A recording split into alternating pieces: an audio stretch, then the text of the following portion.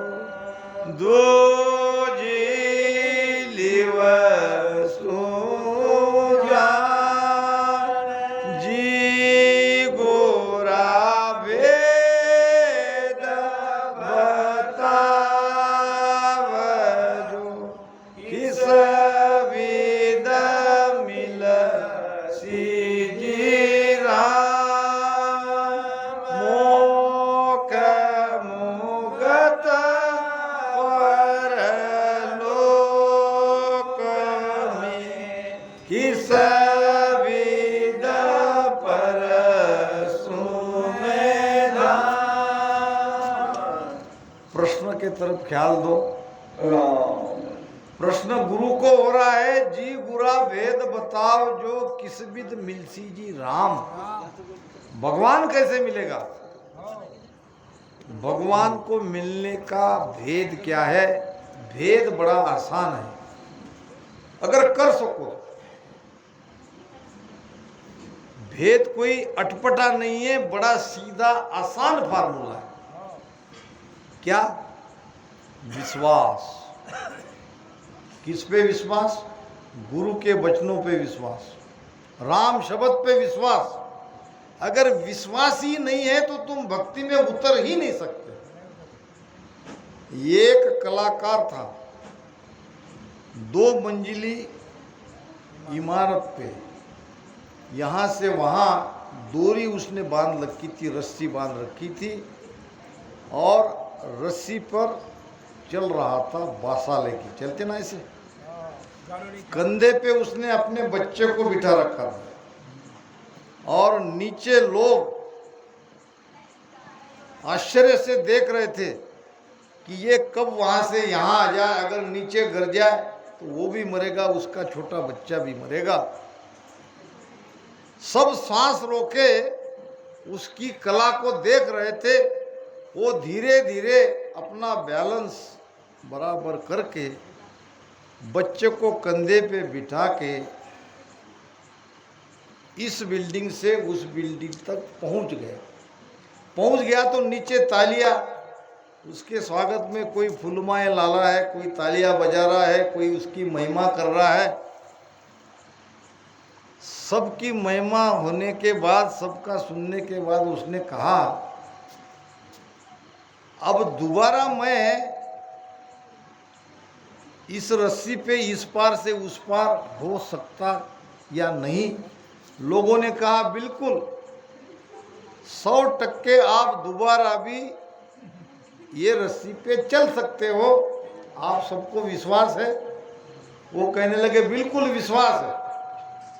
सबने कहा, एक भी नहीं मिला, गारंटी है आप दोबारा इस कोने से उस कोने तक, दोनों बिल्डिंग में जितना फासला था उस फासले पर रस्सी पर आराम से चल सकते हो, ये हमारा सबका विश्वास है। उसने कहा मैं एक बार और पूछ रहा हूं, सबका विश्वास है? तो है। फिर दो, किसी का बच्चा दो मुझे, किसी का। अब सब चुप। अरे अभी आप लोगों को विश्वास था मैं आराम से चल सकता हूं, क्या विश्वास में कमी आई? आप आपका बच्चा क्यों नहीं दे रहे हो? किसी और बच्चे को मैं कंधे पे बांधकर यहाँ से वहाँ जाना चाहता हूँ और आप सबको ये मैं कर सकता हूँ, ये विश्वास है। किसी ने बच्चा नहीं दिया। मतलब क्या हुआ? विश्वास है मगर विश्वास की गहराई नहीं है, वो गहराई से विश्वास नहीं है। थोड़ा बहुत विश्वास हम सब रखते हैं मगर वो विश्वास नहीं ला पा रहे, विश्वास से भजन नहीं कर रहे। यही नाम हमारा उद्धार करने वाला है, यही सदगुरु हमें मोक्ष में ले जाने वाला है। पहली बात तो विश्वास की आती। एक संत थे और गांव में कुछ जवान लड़के मिल गए। जवान लड़के मिलते ही हैं और बाबा की हंसी मजाक करने लगे। कहने लगे, क्या महाराज, आज के जमाने के महाराज, नाम के महाराज है, कोई दम नहीं। अब इन्होंने सब सुन ली, सुनना तो पड़ेगा। फिर कहा, बच्चों क्या कमी है आज के जमाने के महाराज में? कमी, सब कमी ही कमी है। पहले जमाने में संत जिंदा लोगों को जीवित कर, मरे हुए लोगों को जीवित कर देते थे। पहले संत कहीं कोई मृत्यु हो गया तो उसको जीवित करने की क्षमता रखते थे, इसकी इतनी उनके अंदर में वो पावर रहता था। और आज संत ने कहा, आज भी वैसे संत है? नहीं, ऐसी बात नहीं है। कहाँ है बताओ? आज भी संत है मगर मरने के लिए कोई तैयार नहीं। अब कोई मरो तो सही पहले, तब हमारी बारी है जिंदा करते कि नहीं करते। मरने के लिए कोई तैयार नहीं है, कोई किसी पर विश्वास ही नहीं कर रहा है। काम कैसे होगा? मरना पड़ता। पहले तो मरने वाले चाहिए ना। क्या तुम जो तुम्हारे 3-4 बच्चे तुम हो, तुम्हारे में कोई एक मरने को तैयार है? फिर देखो हमारा कमाल, हम जीवित करते कि नहीं करते। तो महाराज कहते हैं विश्वास चाहिए। हर पावे नर साच सुसाच नाम विश्वास। ये राम शब्द पे विश्वास चाहिए, सदगुरु के वचनों पे विश्वास चाहिए। विश्वास के साथ भजन करो। अगर अब तक शब्द नहीं जगा है तो जगेगा।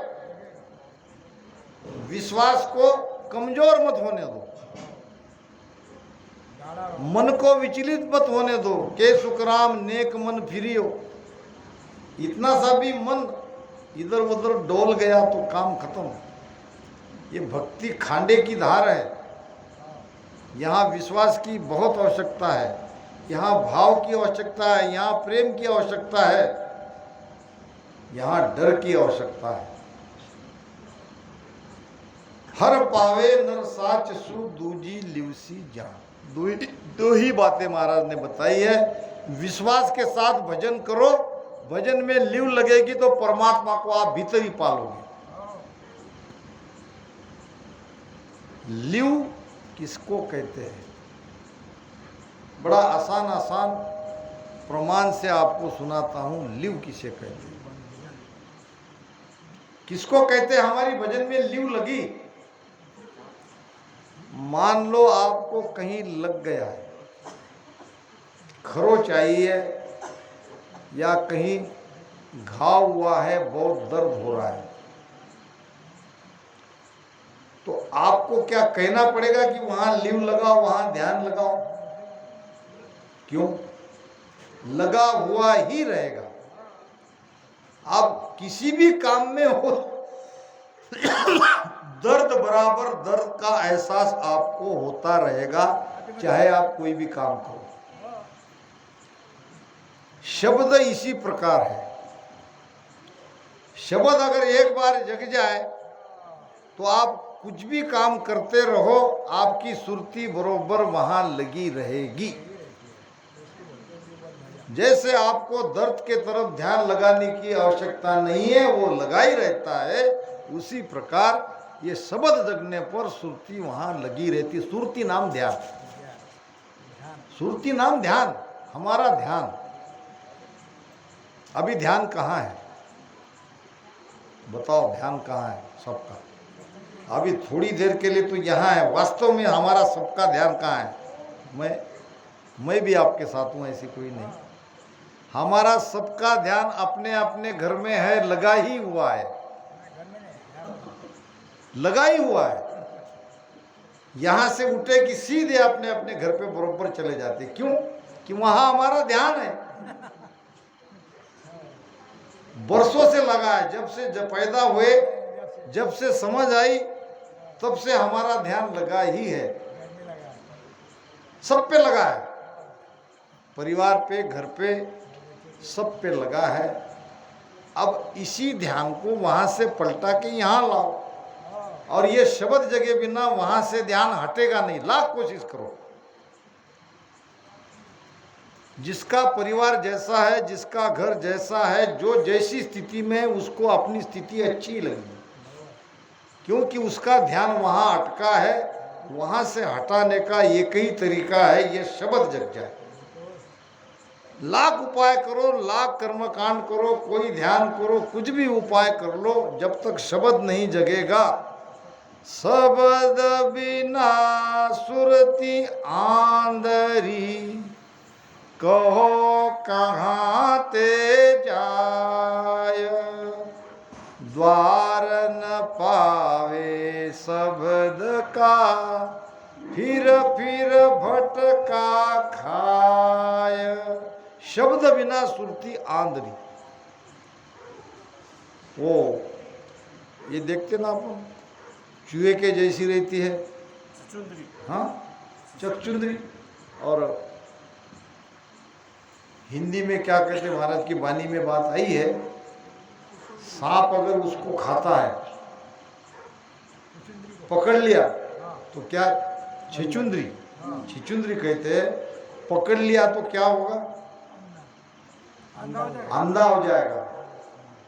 छोड़ दिया तो अंधा हो जाता, छोड़ दिया तो अंधा हो जाता है, पकड़ लिया तो कोड़ हो जाती है। सांप को पकड़ लिया, अंदर उसने खा लिया, उसको तो कोड़ हो गई, और पकड़ के छोड़ दिया तो अंधा हो गया। दोनों तरह से नुकसान ही नुकसान। तो ये शब्द जो है, महाराज कहते हैं जैसे कि कोई भोलक में विष खाता है, मरने के लिए नहीं। कैसा लगता है देख ले, सब लोग विष खाते हैं, तो तुम भोलक के खाओ या मरने के लिए खाओ, विष तो अपना गुण बताएगा, गुण बता ही देगा। पत्थर बांध के कोई कुएं में गिरेगा तो वो तो नीचे डूब ही जाएगा। अब ये भोलप में खाओ, ये समझ कर खाओ, ये भोलेपन में ये शब्द जग जाए, शब्द आपको छोड़ेगा। आप कितने भी उलझन में रहे, कितने भी दुख में रहे, कितने भी काम में रहे, सुरती बराबर शब्द के साथ लगी ही रहेगी। ये भजन होना चाहिए। ये भजन तब होगा जब विश्वास के साथ आप भजन में उतरोगे। अभी भजन यहाँ अखंड चल रहा है, अभी समय हमारे हाथ में है। 2-2 घंटे का वहाँ पाठ हो रहा है। अभी ये ज्ञान सुन के बैठो। 3 गए क्या? हाँ, अभी 11 बज गए। 3 लोग हमारे 3 रामसनी भाई भजन के लिए वहाँ जाओ। जो 9 बजे से बैठे हैं उनको उठाना पड़ेगा, स्वेच्छा से जाओ, सबको भजन करना ही पड़ेगा। राम राम साहब, बहुत अच्छा, बहुत बढ़िया। हमारे गोकुल भाई साहब भजन करके आए 2 घंटे का। जाओ भाई, 11 बज गए, 1 बजे तक का पार्ट लो और हम भी आएंगे। आज पूरी रात भजन ही करना है। तो महाराज कहते हैं, एक रामसनी के लिए जब तक सत्सबद नियंचर नहीं जगेगा तब तक चैन से मत बैठो। आप पूछो जगने की विधि क्या है, उसका भेद क्या है, उसके बारे में आज पूछ सकते हो। हमारे सामने हमारे डॉक्टर साहब बैठे हैं, दूसरी भी एक डॉक्टर साहब थे। सहज में 10 मिनट का भजन कराया तो 1 घंटा कैसे भजन में निकल गया इसका पता नहीं चला। होता है, केल्याने होता आहे रे आदि केलेच पाहिजे। हम करेंगे ही नहीं तो फिर भजन के बारे में हम कुछ कह नहीं सकते। उसद में एक लेक्चरर थे जिसका नाम था सिंह। अब वो हिंदी साइडर थे, मराठी उनको आती नहीं थी। अब वो थे अंग्रेजी के प्रोफेसर। अब अंग्रेजी कठिन है, ये पहले ही हम उसका सिर पे भार ले लेते हैं। और वो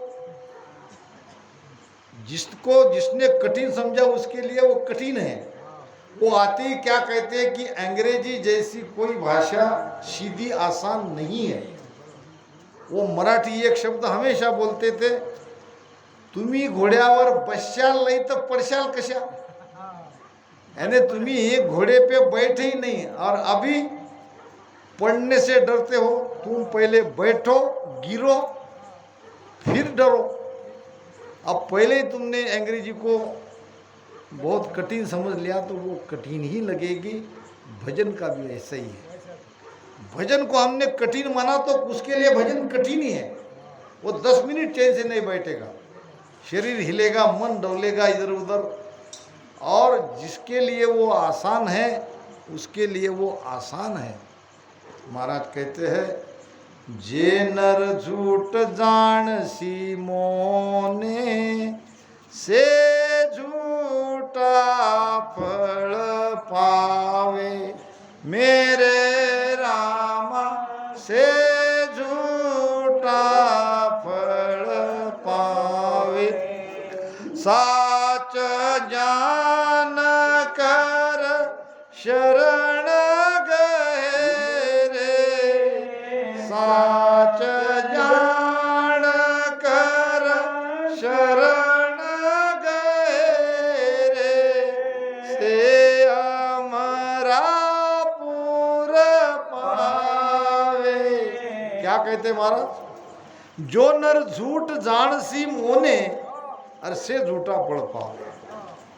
अगर तुम मेरे ज्ञान को, मेरे भेद को, मेरे वचनों को झूठा मानेगो तो तुम्हारे लिए वो झूठी है।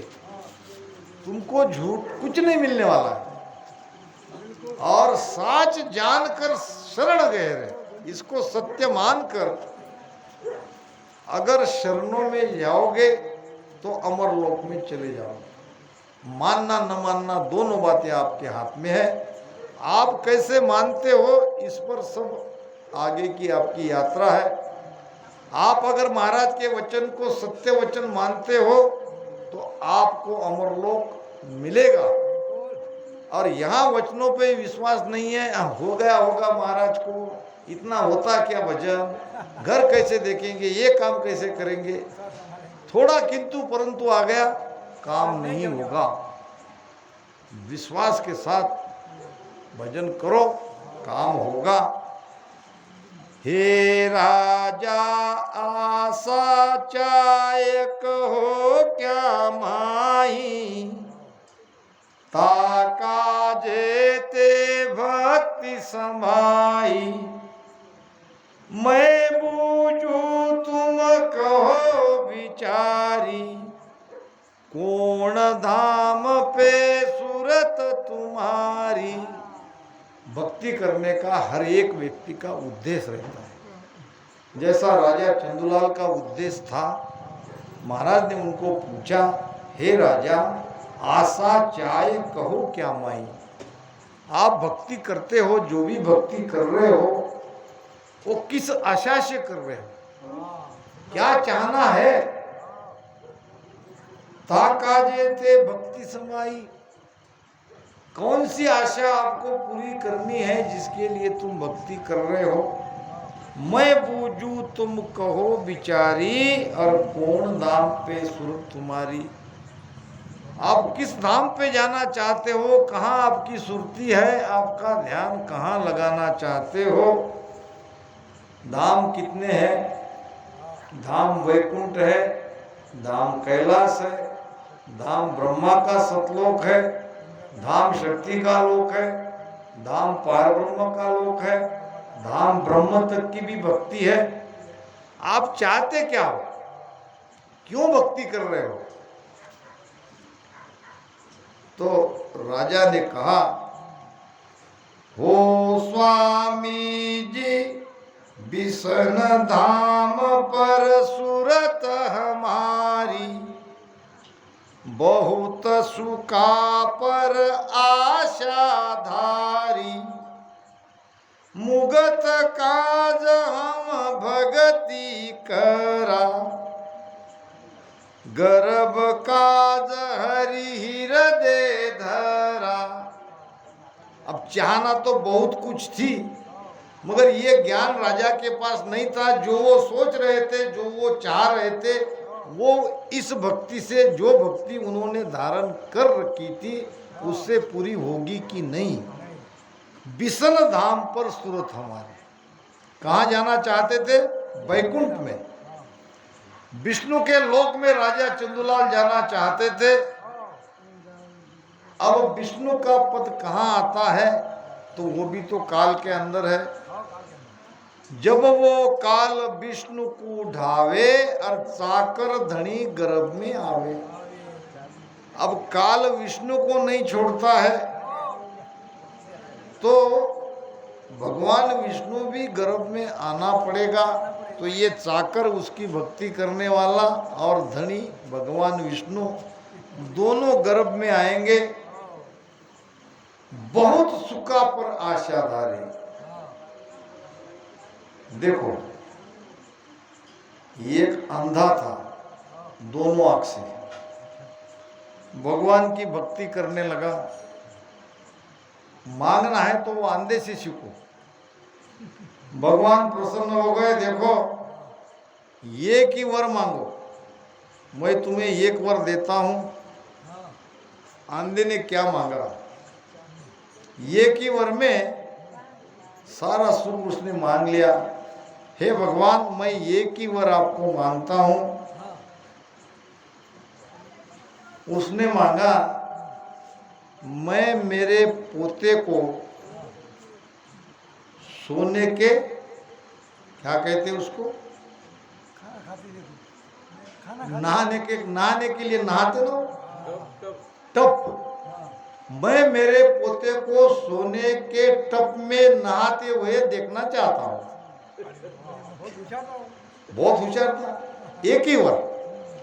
अब एक वर में क्या हुआ, अब भगवान ने कहा तथास्तु। भगवान ने कहा अंधा है मगर होशियार है। इसने क्या क्या मांगा देख लो। पहले तो पोता होने के लिए उसकी शादी, पहले तो उसकी शादी होगी। अब शादी होने के बाद बेटा होगा और बेटे की भी शादी होगी, तब होगा पोता। यानी पत्नी भी मांग ली, लंबी आयु भी मांग ली, दो तो हो गई। तीसरा पोता भी मांग लिया। और चौथा, पोते को वो सोने के टप में नहाते हुए देखना चाहता हूं। यानी धन भी मांग लिया। अब जो सोने के टप में नहाएगा उसके पास कितना सोना होगा। धन भी मांग लिया और आंखें भी मांग ली। आंखें भी मांग ली, देखने की बात हो गई ना। तो सब कुछ एक ही वर में मांग लिया। अब यहाँ राजा कहते हैं कि मुझे बहुत सुख भी चाहिए, मुझे वैकुंठ की प्राप्ति होनी चाहिए, और मैं मुक्त भी होना चाहता हूँ, और मैं वापस गर्भ में भी नहीं आना चाहता हूँ। क्या विष्णु की भक्ति करने से ये चारों जो मांग रहा है वो मिलेगा? नहीं मिलेगा। अब राजा उसका भरम सारा दूर, राजा का भरम महाराज दूर करते हैं। हे राजा सुख की लार दुख सुन होई, गर्भ मुगत लग मिटे न कोई,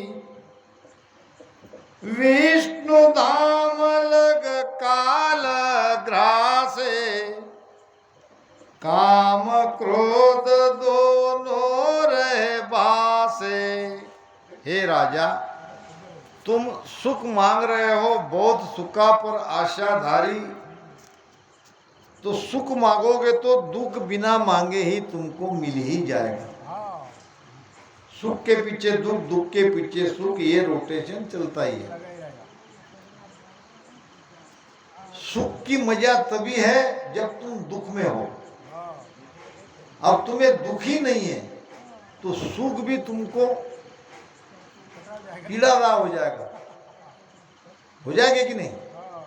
दुख है तो सुख की मजा है, अंधेरा है तो उजाले की मजा है। अंधेरा ही नहीं होगा तो उजाले की कीमत कौन करेगा? तो जहां दुख है वो दुखी को ही सुख अच्छा लगता है। जो जिसको सुख ही सुख मिल रहा है उसको सुख भी अच्छा नहीं लगेगा, और वो दुख बनकर खड़ा हो जाएगा। वो सुख दुख परिवर्तन में होने में टाइम नहीं लगेगा। हे राजा सुख की लार दुख सुन होई। अब उसमें भी मांगना है तो दुख मांगो, सुख मत मांगो। राजा ने तो सुख मांगा था, माता कुंती ने दुख मांगा था। जब महाभारत का युद्ध समाप्त हुआ, भगवान विष्णु द्वारिका जाने के लिए हस्तिनापुर से निकले। माता कुंती को कहा, पूछा कि बुआ मांगो, तुम मुझसे क्या मांगती हो? माता कुंती ने कहा, हे भगवान, देना चाहते हो तो मुझे दुख दो। वो कहने लगा, क्या मांग रही हो? अगर आज त्रिलोक का राज मांगती तो मैं तुम्हें दे देता, अब तुम मांग रही हो दुख। पूछ सकता हूं क्या कारण है? तो माता कुंती ने कहा, दुख में तुम हमेशा याद आते रहोगे, सुख में हो सकता है मैं तुम्हें भूल जाऊं। तो मांगना है तो दुख मांगो। दुख का भजन से नजदीक का रिश्ता है। दुख परमात्मा को याद दिलाता है, सुख परमात्मा को भुला देता है। दुख में सुमिरन सब करे, सुख में करे न कोई।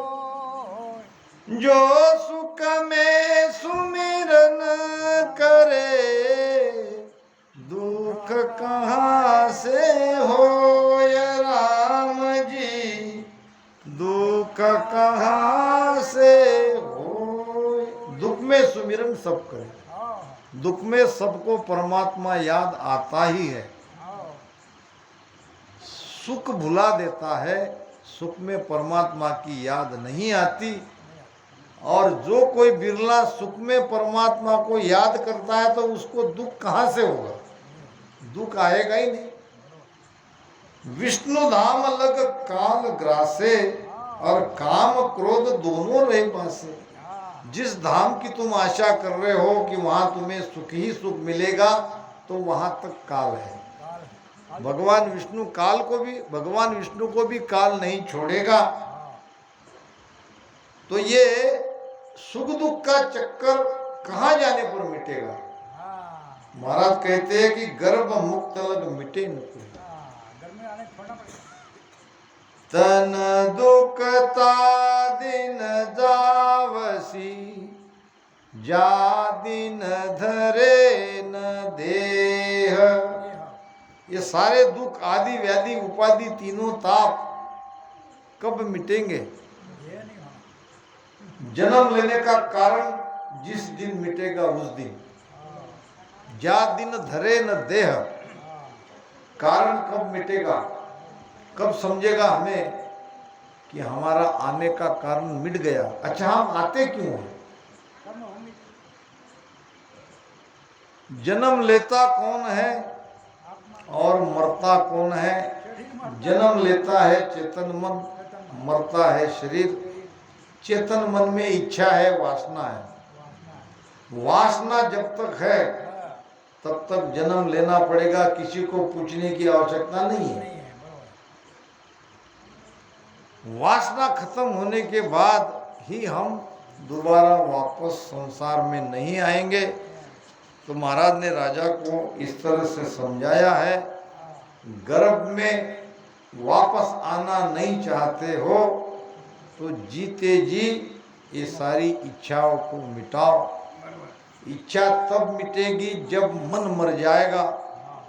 मन कब मरता है, कहाँ पकड़ में आता है? तो त्रिकुटी में पकड़ में आता है। त्रिकुटी के आगे मन मर जाता है।